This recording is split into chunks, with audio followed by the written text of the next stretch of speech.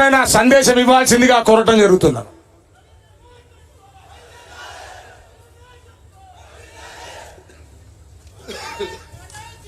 జై జై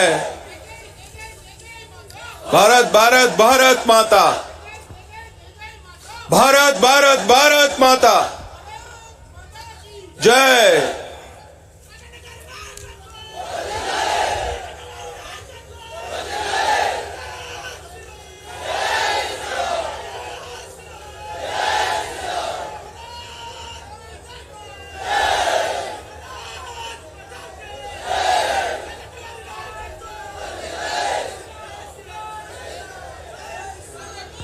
Medak parliament booth సమ్మేళనానికి ముఖ్య అతిథులుగా విచ్చేసిన పెద్దలు ఈటెల రాజేందర్ గారు, మన పార్లమెంట్ అభ్యర్థి fire brand leader Raghunandan Rao గారు,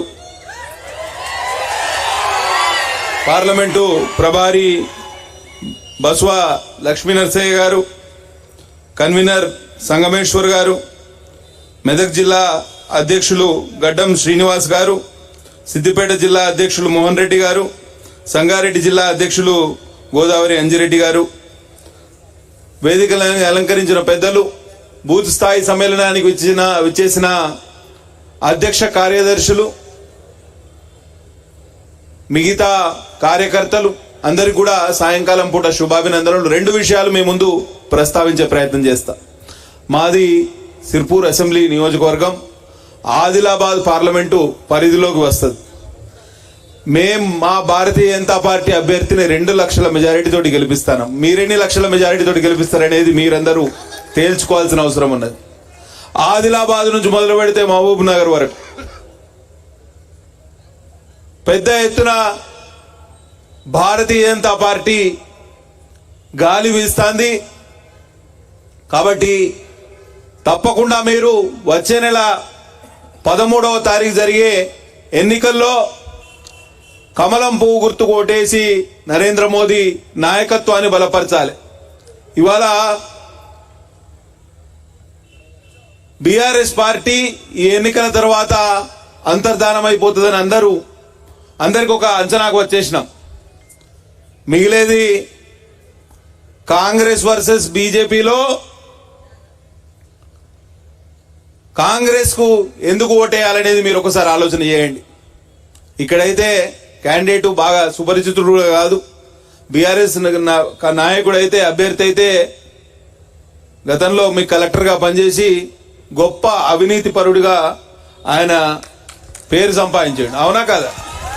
అత్యంత అవినీతి పరుడు అనేది మీకు అందరికి అర్థమైందా? ఔటర్ రింగ్ రోడ్ భూముల దగ్గర నుంచి మల్లన్న సాగర్ వరకు ప్రతి దాంట్లో వాటా.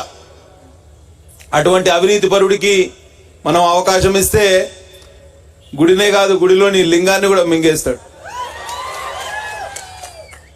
ఇవాళ మనం 12కు తక్కువ కాకుండా తెలంగాణ రాష్ట్రం నుంచి పార్లమెంటుకు పంపిస్తే 400 సీట్లలో మనవి కూడా 12 సీట్లు అవుతాయి.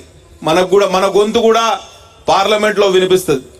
అంతే తప్పించి మనం ఇక్కడ ఓట్లు వేయకుండా మనకు న్యాయం జరగాలన్నా, జాతీయ రహదారులు రావాలన్నా, ఎయిర్పోర్టులు రావాలన్నా, మిగతా అభివృద్ధి కార్యక్రమాలు జరగాలన్నా, గ్రామీణ అభివృద్ధి కార్యక్రమాలు జరగాలన్నా నరేంద్ర మోదీ నాయకత్వంలో మనం ఇంకా బలోపేతం కావాలి, శక్తివంతం కావాలంటే తప్పకుండా మెదక్ పార్లమెంట్ కూడా మనం గెలవాలి. ఇవాళ రేవంత్ రెడ్డి గారు రాహుల్ గాంధీని చూసి ఓటేయమని అడుగుతలేడు. ఆయనకు కూడా తెలుసు రాహుల్ గాంధీని చూసి ఓటేసే పరిస్థితి లేదని. అందుకని నన్ను చూడు, నా అందం చూడు అంటాడు. ఆయన అందం చూసి ఓటేయాలన్నట.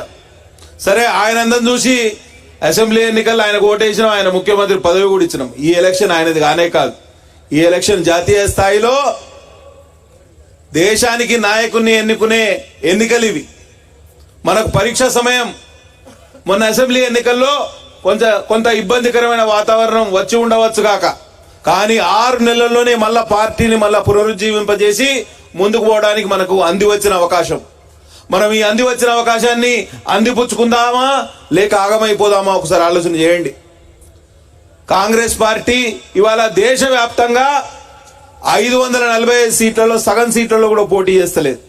సగం సీట్లలో కూడా 255 ఇవాటి వరకు వాళ్ళ అంచనాగా వచ్చింది. ఇంకో 20-30 సీట్లలో అభ్యర్థులను ప్రకటిస్తే 280. మిగతా సగం సీట్లలో వాళ్ళకి అభ్యర్థులు అలయన్స్ పార్ట్నర్స్ లో వాళ్ళు వేరే పార్టీలకు చెందిన అభ్యర్థులను నిల్చోబెట్టే పరిస్థితి. సంకీర్ణ శకం ముగిసింది 2014 తోటే. ఇవాళ 400 సీట్లతోటి భారతీయ జనతా పార్టీ భారతదేశంలో ముచ్చటగా 3వసారి అధికారంలోకి చేపట్టిన తర్వాత ఇంకా ఏవైతే పెండింగ్ పనులున్నాయో అవన్నీ పూర్తి చేసుకోవడానికి అవకాశం ఉంటుంది. ఉమ్మడి పౌర స్మృతి దగ్గర నుంచి మొదలు పెడితే కాశీ మథుర వరకు అన్ని కార్యక్రమాలను దిగ్విజయంగా పూర్తి చేసుకునే అవకాశం ఉంటుంది. కాబట్టి నరేంద్ర మోదీ నాయకత్వాన్ని బలపరచండి. ఇక్కడ స్థానికంగా ఏ సమస్యలున్నా కూడా పక్కన పెట్టండి. ఇది మనకు చాలా ముఖ్యమైన అంశం. ఒక నెల రోజుల పాటు మీరందరూ సైనికుల్లాగా పనిచేస్తే తప్పకుండా ఇక్కడ మెదక్ పార్లమెంట్ నుంచి రఘునందన్ రావు గారిని లోక్సభకు పంపిస్తే మీరు ఒకసారి ఆలోచన చేయండి. గతంలో మీరు ఉప ఎన్నికల్లో రఘునందన్ రావు గారిని గెలిపిస్తే అసెంబ్లీలో కేసీఆర్ కు టిఆర్ఎస్ కు ముచ్చెమటలు పట్టించిరా లేదా? అవునా? కేంద్రంలో మనమే అధికారంలోకి రాబోతున్నాం. కానీ సమస్యల మీద లేకపోతే పార్టీ పరంగా కానీ తన గొంతును ఎలుగెత్తి చాటి మన ప్రాంతాన్ని న్యాయం చేయగలుగుతారు. తెలంగాణ రాష్ట్రానికి కూడా మేలు జరుగుతుంది తను లోక్సభకు పోతే. కాబట్టి మంచి ఆలోచన చేయండి. కమలం పువ్వు గుర్తు ఓటేయండి. మీకందరికీ చేదోడు వాదోడుగా ఉంటాం. 8 మంది శాసనసభ్యులం ఇవాళ అసెంబ్లీలో ఉన్నాం. ఆదిలాబాద్ పార్లమెంట్ నుంచే 4 ఉన్నాం. మేము తప్పకుండా మీ సమస్యల మీద పెద్ద ఎత్తున పోరాటం చేస్తాం. మీ అన్ని విషయాల మీద అసెంబ్లీలో కూలంకుషంగా చర్చించే ఆలోచన చేస్తాం. మీకు అండదండలుగా ఉంటామని తెలియజేస్తూ సెలవు తీసుకుంటున్నా. బోలో భారత్ మాతా కీ, బోలో భారత్ మాతా కీ. ధన్యవాదాలు. ఇప్పుడు